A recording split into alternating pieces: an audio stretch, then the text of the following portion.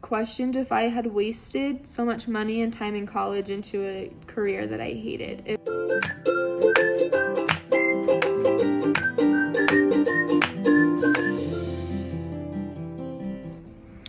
Hey guys, long time no see. I haven't recorded a video in months. I think the last one that I recorded was around Thanksgiving, so it's been a long time, but I had a crazy school year, as did all of us. So I just really put my energy and my attention into my classroom and my students and creating a successful online opportunity and environment for my students, and so I don't feel bad about it. I would do it again. But I do want to start creating some more videos documenting my experience as a teacher or sharing tips that I've kind of learned now that I've been doing it for a year, sorta. But I wanted to film and kind of reflect on my first year teaching today. I went back into my classroom today to start setting it up. I didn't film. I filmed setting up last year,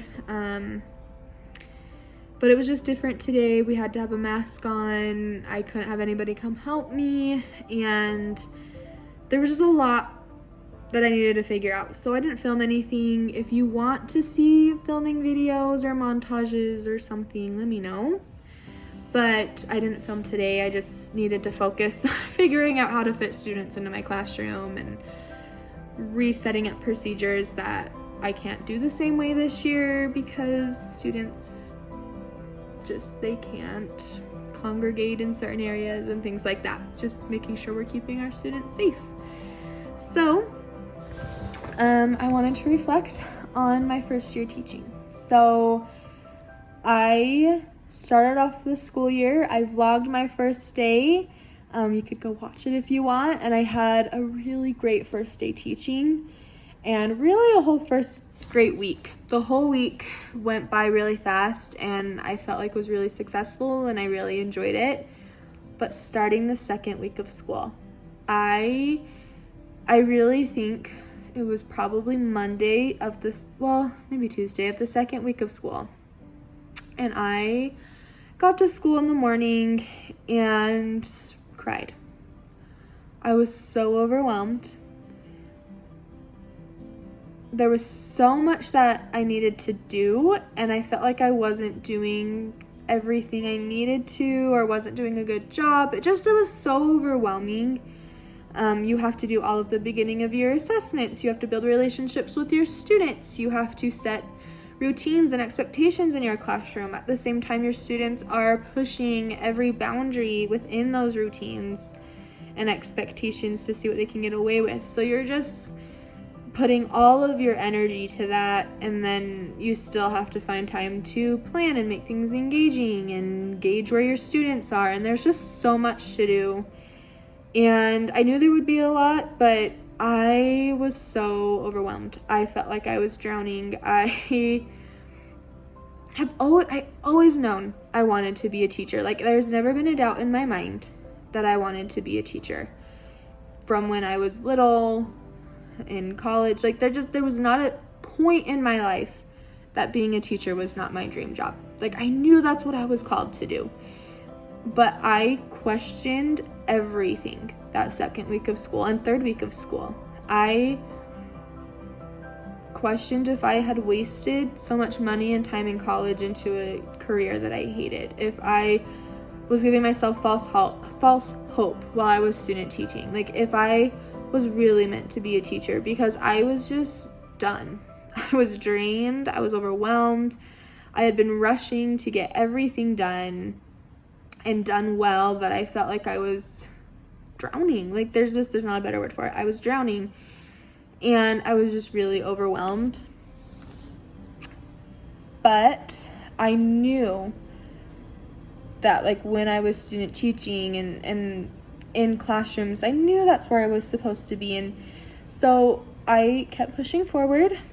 I didn't want to stop teaching, so I kept working And probably after about a month of school, I kind of got over that mountain.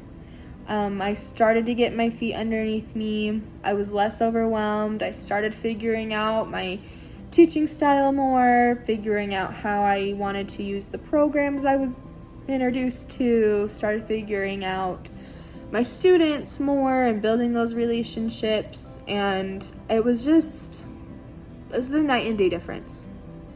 And it was the biggest relief to me when I finally felt like, oh, I'm planning for the future. Like I'm not struggling right now. And it felt so good to have all the work done and be where I was supposed to be. And I don't know, I think that's just one of the most memorable things, honestly, of last year was feeling like I wasn't supposed to be a teacher, and then that mind change to knowing that's where I was supposed to be and loving my job again. So if you experience that in your first year teaching, it gets better.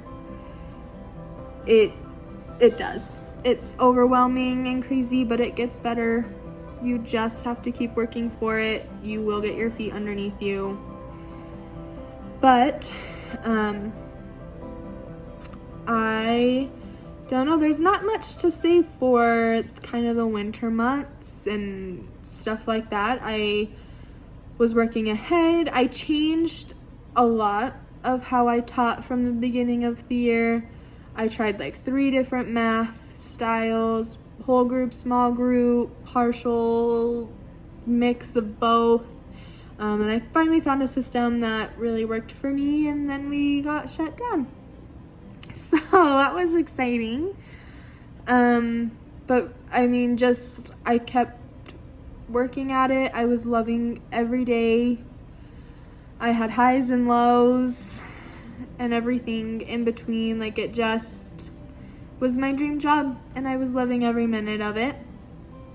And then March 13th came. So March 13th for me is a day that I will always remember. And I think most teachers are in that same boat with me, that day was, like, I remember exactly where I was and what I was doing when I found out students would not be coming back to school. That's such a prominent memory in my mind. I know exactly how it all happened. So it was a Friday. Fridays at my school are short days. My students leave at 12:35, and then we just have a couple of hours to get work done. And on that particular Friday, we didn't have a faculty meeting or PLCs or anything like that. We really were just able to get work done. So I made all of my copies for the next week. I think that was one of the first times I had ever done that on a Friday before the week, and I had all of them made for the entire week. And I was so excited about the lessons. We were going to be doing such a fun St. Patrick's Day math activity. We were going to be doing a really engaging, fun social studies project. My math intervention and extension projects were so fun. I was so excited for this next week. We were going to do math review games and our math test. Like, it was going to be such a good week. And I had all my copies made. And I remember I was making the last of the copies when I noticed I got an email from he's not a superintendent, but he runs our charter. And you know, when you get an email from him, it's going to kind of everybody in our charter or in our school. So I knew it was important. So I finished making my copies, walked back to my classroom, read the email. That, of course, explained that students would not be returning to school on Monday. And it made me angry, because I had just made all of my copies and worked so hard to create engaging lessons and weren't going to be able to do them. But also because when my students were leaving, I remember this explicitly, My students were leaving for the day, and I told many of them, I'll see you on Monday, I'll see you next week, see you Monday, as they were leaving the school. I did not see them Monday. In fact, I didn't see most of them, or I haven't seen most of them still. I saw a couple when they came to get their belongings from school. I actually saw one today. I went to go work in my classroom, and they were there to pick up some lunch, and so I got to see them today. That was exciting. But I haven't seen most of my kids still in person, even though I told them all I'd see them Monday. So it broke my heart that I didn't get to see them, and that I had told them I would, and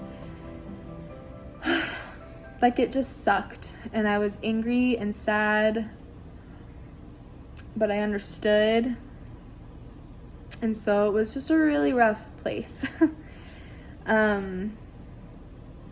So our school, because we are a charter, we do have a mission statement and a certain educational philosophy, and so the school came up with projects for the students to do that first week that they were online. They were all individual. It worked for every single grade level. It was a really, really good system, and I think the school handled it extremely well.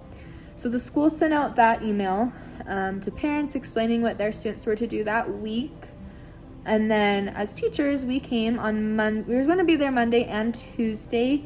We ended up being sent home halfway through the day Tuesday because they needed to go on shut down.